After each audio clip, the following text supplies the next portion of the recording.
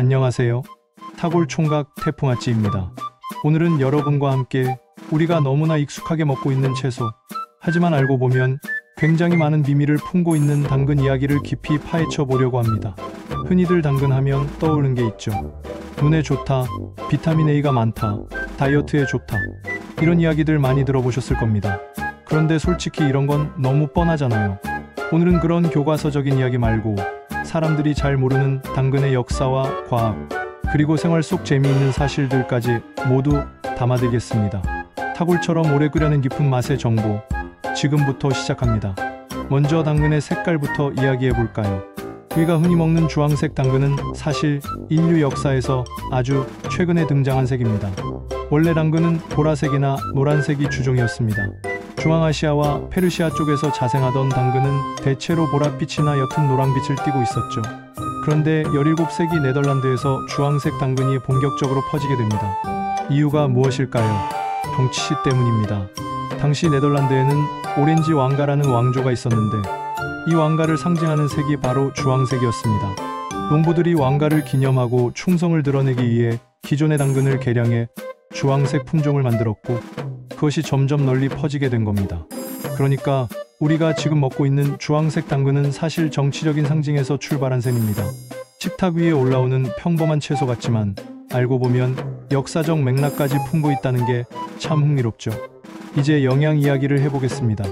당근의 대표 성분은 역시 베타카로틴입니다. 이 성분은 우리 몸에 들어가면 비타민 A로 전환돼서 눈 건강에 큰 도움을 줍니다. 특히 야맹증 예방에 효과가 있다는 건 많이 알려져 있죠. 그런데 여기서 흥미로운 사실 하나. 베타카로틴은 그냥 생으로 먹을 때보다 익혀서 먹을 때, 그리고 기름과 함께 먹을 때 훨씬 흡수율이 높아집니다.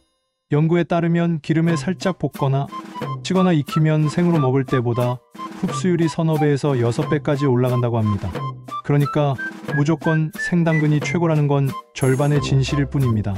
샐러드로 먹는 것도 좋지만 가끔은 올리브유에 살짝 볶아서 먹거나 스프처럼 끓여 먹는 게 훨씬 영양을 효율적으로 섭취하는 방법입니다. 그리고 당근을 많이 먹으면 생기는 재미있는 현상이 하나 있습니다. 바로 카로틴 혈증입니다.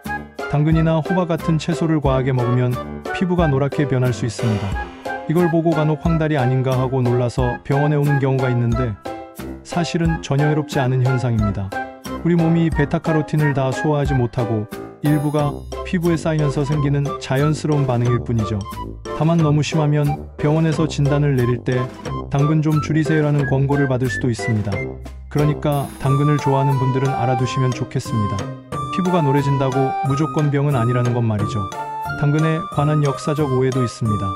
아마 들어보셨을 겁니다. 당근을 먹으면 야간 시력이 좋아진다는 이야기요. 이건 사실 제2차 세계대전 당시 영국군의 선전에서 비롯된 이야기입니다.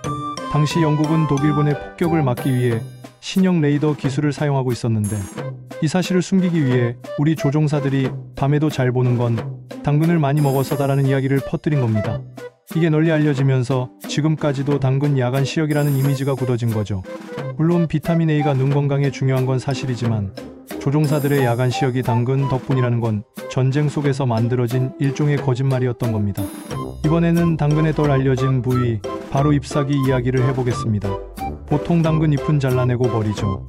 하지만 사실 잎사귀에도 영양이 많습니다. 비타민 K와 엽산이 풍부해서 뼈 건강과 혈액 건강에 도움이 됩니다. 맛은 약간 쌉싸름하지만 유럽 일부 지역에서는 이 잎사귀를 수프에 넣거나 페스토처럼 갈아서 먹기도 합니다. 다만 우리나라에서는 아직 활용이 많지 않은 편입니다. 흔히 버리는 부분에도 사실은 유용한 성분이 숨어 있다는 거 기억해 두시면 좋겠습니다. 또 당근은 면역력 강화에도 큰 역할을 합니다. 베타카로틴이 단순히 눈 건강뿐 아니라 면역세포의 기능을 강화해 줍니다. 실제로 베타카로틴을 충분히 섭취한 사람들은 감염병에 대한 저항력이 높다는 연구 결과도 있습니다. 특히 환절기나 겨울철에 당근을 꾸준히 먹으면 감기 예방에도 도움이 됩니다. 장 건강 측면에서도 당근은 유익합니다. 당근에 들어있는 식이섬유는 장내 유익균의 먹이가 돼서 장내 환경을 개선합니다. 장이 건강하면 면역력이 높아지고 염증 반응도 줄어듭니다. 또 식이섬유는 혈당을 천천히 올려주기 때문에 당뇨 관리에도 긍정적입니다. 당근이 단맛이 꽤 있지만 혈당 지수는 비교적 낮아서 당뇨 환자도 적당히 섭취하면 도움이 됩니다. 당근의 항산화 효과도 빼놓을 수 없습니다. 베타카로틴은 우리 몸에서 자유 라디칼을 제거하는 역할을 합니다. 자유 라디칼은 세포를 손상시키고 노화를 촉진하는데 항산화 성분이 이를 억제해줍니다. 그래서 당근은 피부 노화를 늦추고 장기적으로는 암 예방에도 도움을 줄 수 있다는 연구가 있습니다. 특히 폐암이나 위암의 위험을 낮춘다는 결과들이 보고되고 있습니다. 재미있는 건 당근의 색깔별 차이입니다. 우리가 흔히 먹는 건 주황색이지만 보라색 당근에는 안토시아닌이라는 항산화 성분이 풍부합니다. 노란 당근에는 루테인이라는 성분이 많아 눈의 망막을 보호하는 데 도움이 됩니다. 빨간 당근에는 라이코펜이 들어있어서 전립선 건강이나 심혈관 건강에 좋습니다. 그러니까 다양한 색깔의 당근을 골고루 먹는 게 가장 좋은 방법입니다. 요즘은 국내에서도 보라색, 노란색 당근을 구할 수 있으니 기회가 된다면 시도해 보시길 권합니다. 이제 조리법으로 넘어가 보겠습니다. 앞서 말씀드린 대로 당근은 익혀 먹을 때 베타카로틴의 흡수율이 크게 올라갑니다. 특히 기름과 함께 조리하면 효과가 극대화됩니다. 그래서 당근을 그냥 쪄서 먹는 것도 좋지만 살짝 기름에 볶거나 오일 드레싱을 곁들이는 게 이상적입니다. 또 당근을 갈아 만든 주스도 인기가 많지만 주스로 만들면 식이섬유가 많이 파괴되기 때문에 통째로 먹는 것보다는 효과가 떨어집니다. 다만 주스로 마시면 흡수가 빠르다는 장점이 있어서 상황에 따라 선택할 수 있겠습니다. 그리고 당근에는 단맛이 있어서 어린아이들이 비교적 거부감 없이 먹을 수 있습니다. 하지만 아이들에게 생당근을 너무 많이 주면 오히려 소화에 부담이 될 수 있습니다. 살짝 익혀서 주는 게 더 안전합니다. 또 당근은 보관할 때도 주의가 필요합니다. 당근을 사과와 함께 두면 금방 물러지는데 그 이유는 사과에서 나오는 에틸렌 가스가 당근의 숙성을 촉진하기 때문입니다. 그래서 보관할 때는 사과와 당근을 떨어뜨려 두는 게 좋습니다.